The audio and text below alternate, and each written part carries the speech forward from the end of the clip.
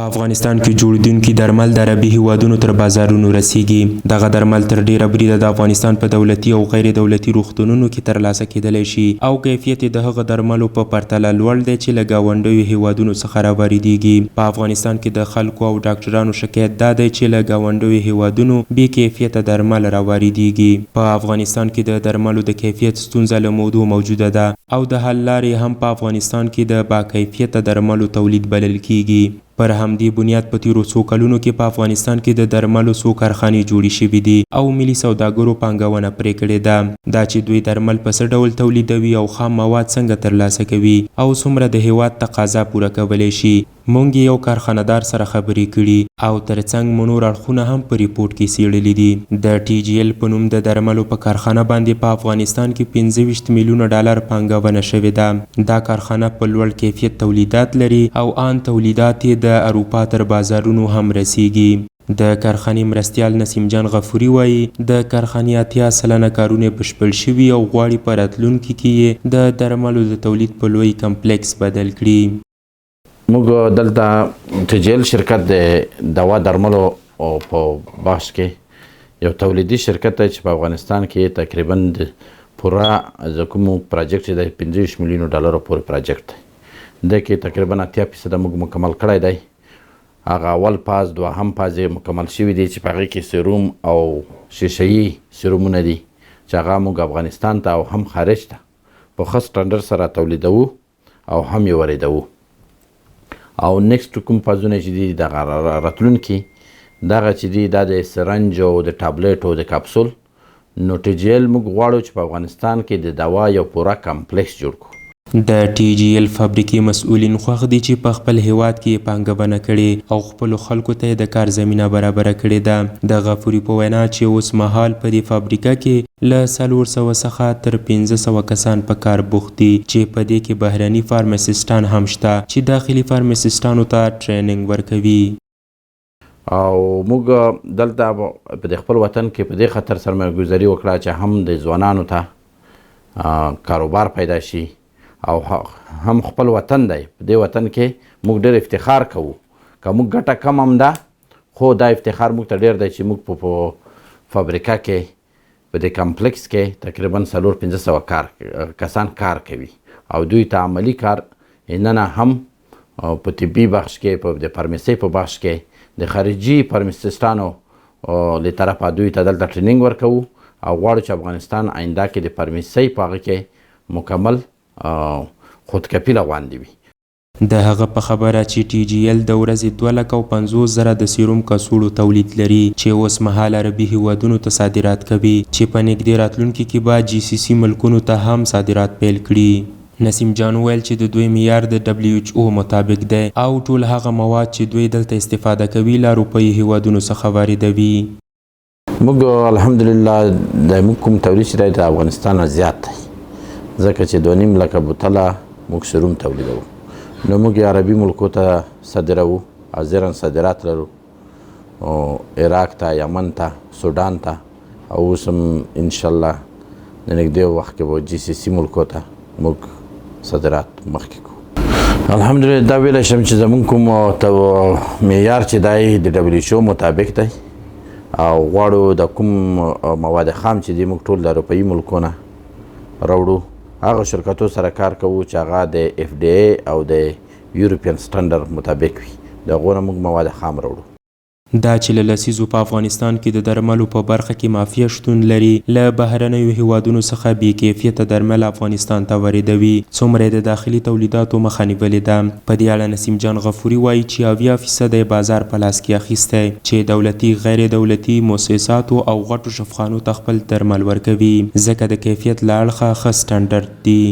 د پټوکو چې د افغانستان د بازار اړتیا دومره زیاته نه ده چې دوی په پوره معنا ورته رسیدګي کړې ده چې په تیرو 2 کلونو کې دوی 80 میلیونه د سیروم تولید درلوده.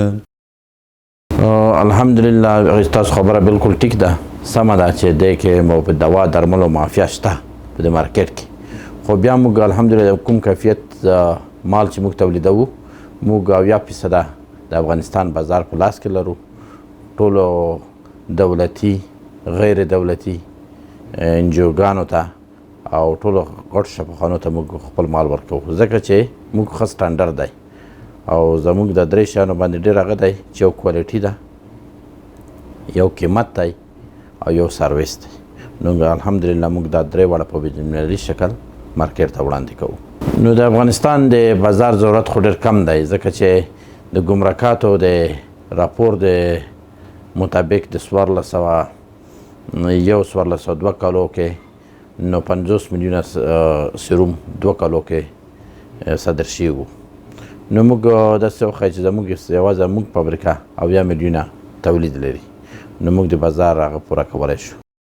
دوی له اسلامي امارت څخه غوښتنه کوي چې داخلي تولید ته لومړیتوب ورکړي ترڅو په هیواد کې خپل تولید وده وکړي او نور پانګوال هم تشویق شي چې په افغانستان کې په بیلابیلو برخو کې پانګونه وکړي هغه زیاتوي که پر بهرنیو اموالو تعرفه لوړه شي ترڅو داخلي تولید مخه ونه نیسي د په وینا چې د بهرنیو په نسبت د دوی د درملو کیفیت ښه ده او باید حکومت دوی سره په دې برخه کې پوره همکاري وکړي غفوري وایي لا هم په دولتي ادارو کې د دوی کارونه په منظم ډول مخته نه وړل کیږي او په میاشتو ځنډیږي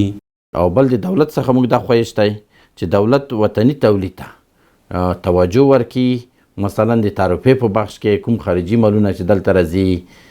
هغه کوم کیفیت کم وي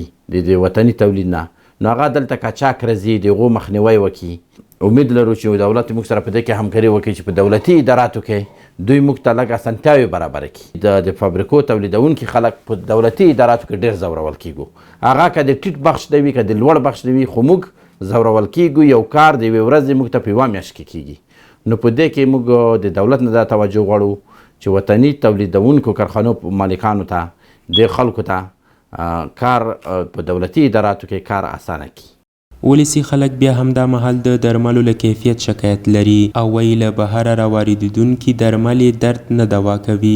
خلک وایي افغانستان پیاوړي ډاکټران لري خو د درملو د خراب کیفیت له امله ناروغان نه ښه کیږي او د دوی باور ته یې صدمه رسولې ده دوی له دولت غوښتنه کوي چې د بې کیفیته درملو واردولو مخه ونیسي دوا کیفیت ضعیفه ده خاص کر زه خپله جاري دوا خورم په یوه دواخانه کې یا اخلم یو ریټي په بله کې یا اخلم بل ریټي نو دا کیفیتونه ضعیفه دي نو خدای ته خلکو ته امکانات ورکړي چې دا کیفیت هم برابر شي او ماشاءالله ډاکټران ښه دي ډاکټران نو شکایت نه لرو او په دولت مې دغه غږ دی چې دغه لوکل دوايانې کومې راځي وطن ته متاسفانه چې د دې هغه مخنیوی وشي چې د مریض په اړه باندې کوم اثرات نه راځي مګر مشکل سره مخ کوي او په کمې فیصدۍ سره مګر خلک عوام غریب دي په دغه خاطر باندې چې یو 2 روپۍ ارزانې او عوام هغلته زور کوي غربت ډیر دی په ملک کې نو په دولت باندې دغه غوښتنه جدي اقدام باندې باید وکړي چې دغه لوکلو دوايانو مخې ونیسي ډاکټران هم مني چې بې کیفیته درملو یې مسلک ته زیان اړولی دی د دوی په خبره چې کله هم ناروغ تشخیص کړي او درمل ورکړي خو تاثیر پرې نه کوي ځکه د درملو کیفیت خراب وي نو دلته بیا ګوته ډاکټر ته نیول کیږي چې دوی پوهه نه لري که چیرته د دوا کیفیت خراب وي 100% کې مسلک ته هم زیان رسولی شي هغه کوم اعتماد چې خلک د افغانستان په ډاکټرانو باندې لري او په یو ډاکټر باندې لري په یو روغتون باندې لري هغه زیانور کیږي ځکه هغه ډاکټر خو طبعا کومه دوا چې په نسخه کې لیکي په هغې باندې اطمینان لري که چیرته هغه دوا کیفیت خراب وي او په بازار کې موجود وي او هغه بې کیفیته دوا وخوري نو طبعا هغه باندې تاثیر نه کوي چې کله تاثیر ونه کوي نو د ډاکټر هغه علمیت هم سوال لاندې ځي هغه نسخې هم سوال لاندې ځي نو دا 100% کې د ډاکټر په تداوی او د تداوی په کوم کورس باندې ډیر زیات تاثیر اچولی شي ښاغلی جیلاني زیاتوي چې کله هم دوی سره داخلي تولید دوا اوسي دوی ناروغ ته هغه لیکي ځکه د بهرنیو په نسبت کیفیت ښه وي نوموړی زیاتوي چې اوس مهال داخلي تولید رشد کړی خو په هغه کچه نه ده کوم چې د بازار اړتیا ده کوم تولید چې موږ په خپل د افغاني تولید موجودي موږ خصوصا په خپل شفاخانه کې د خارجي دواګانو نه بیا استفاده نه کوم هغه داخلي تولیدات چې دي د هغه ورته لیکو او هماغې نه استفاده کوو بدیل چې موجود دي افغاني بدیلي موږ افغاني بدیلونو نه استفاده کوو او خارجي بدیلونه اوس نسبتا هغه کوم چې په بازار کې ارزه او افغاني بیا خارجي نشته دی په ټوله کې نه په ډیره کم اندازه باندې لکه څومره فیصدي باندې چې دوی کولی شي بازار ونیسي او د هغوی بدیل دلته جوړ کړي بازار ته عرضه شوي دي الحمدلله ښه دي اما داسې نه چې موږ ویو چې 100% کې ټولو دواګانو بدیل نه لرو ځینې دواګانې شته چې اوس هم د خارج نه راواردېږي. علت یې دا دی چې په افغاني کمپنیو کې دومره یا دا وړتیا نشته او یا مثلا دې حد ته نه دي رسېدلي چې هغه تولید کړي او بازار ته یې عرضه کړي. د ډاکټر هارون په خبره هغه درمل چې له بهرنیو هیوادونو څخه افغانستان ته په قانوني توګه واردېږي بیا هم هغه کیفیت له لاسه ورکوي کوم چې په لار کې د قانوني طی مراحلو له امله ځنډېږي. دوی د داخلي تولید په اړه وایي. د دوی حواله په دې ده چې هغه کوم کانتینري تودوخه ده، هغه کوم چې په ګمرکاتو کې د دې دوا سټی ده یا پاتې کېدل دي هغې نه به بچي او دا دواګانې به تازه او په کوم ساحو کې چې دوی ساتل کېږي هغوی رطوبت حرارت ډیر مناسبي او مستقیم بازار ته عرضه کیږي نسبت دی نه چې د یو بل هیواد نه راځي د هغې په لاره کې څو ورځې پاتې کیږي بیا مثلا ګمرکات ته راځي د هغې ته مراحل ډېر وخت نیسي. نو دا د تازه دوا ده، د دې موثریت هم ښیي او کیفیت هم ښه دی. کوم شرکتونه چې موږ دلته لیدنه کړې ده الحمدلله ډېر ښه کوالټي باندې ډېر ښه کیفیت باندې جوړ شوي دي. نو که هغه بازار ته راځي د خارجي کمپنیو د مخنیوي له خطر او بدیل ډېر ښه شرکتونه لرو موږ.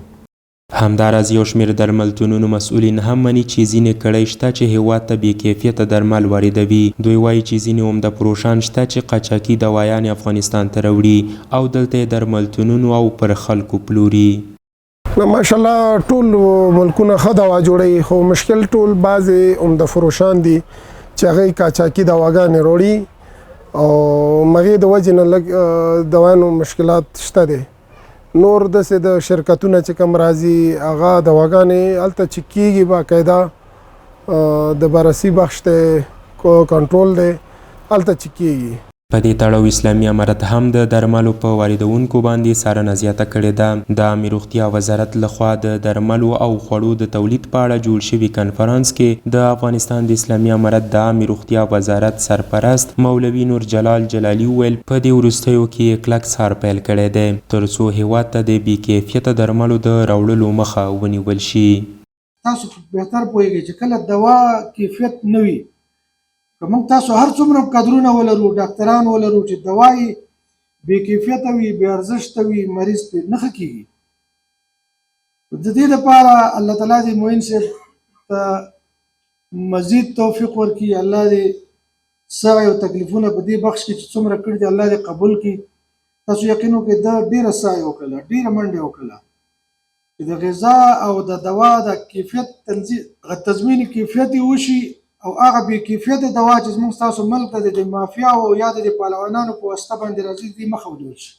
په دې غونډه کې نورو چارواکو هم ډاډ ورکړ که په کور دننه د باکیفیته درملو تولید زیات شي او د بازار اړتیاوې پوره کړي له بهره واردونکو درملو ځای به ونیسي. په افغانستان کې د صنعتي فابریکو امیر انځرګل فاتح وایي چې په هیواد کې صنعتکارانو ته اسانتیاوې برابرې کړي دي. نوموړی زیاتوي چې هغه تولید چې په هیواد داخل کې کیږي دوی ته لومړیتوب لري او مقابل کې له بهر وارد شوو توکو باندې مالیه لوړه کړې ده تر څو داخلي تولید ته خنډ ونه ګرځي. دولت خپل کوشش کړی ده هغوی دومره حده پورې کوشش کړی هر بخش هر سکتور څه غوښتنه کړې ده چې موږ په خپل ملک کې خودکفایي موږ رسولی سو ټول هیواد ته خپل تولید. نو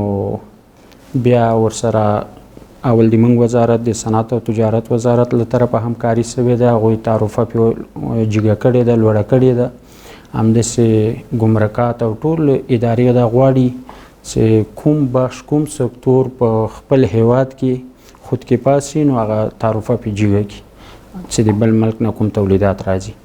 د درملو د تولید په برخه کې په مرکز کابل او ولایتونو کې سترو فابریکو په کار پیل کړی دی او د درملو زیات اقلام تولیدوي چې دلته د اسلامي امارت تر څار لاندې دي او کیفیت ته پاملرنه کوي. خو لا په دې برخه کې پانګونې او کار ته اړتیا ده. ترڅنګ د مسلکي کسانو روزنه هم مهمه ده چې افغان پانګوال ورته پاملرنه کړې ده تر څو دا ستونزه حل شي. وحید الله توحیدی، موج نیوز، کابل.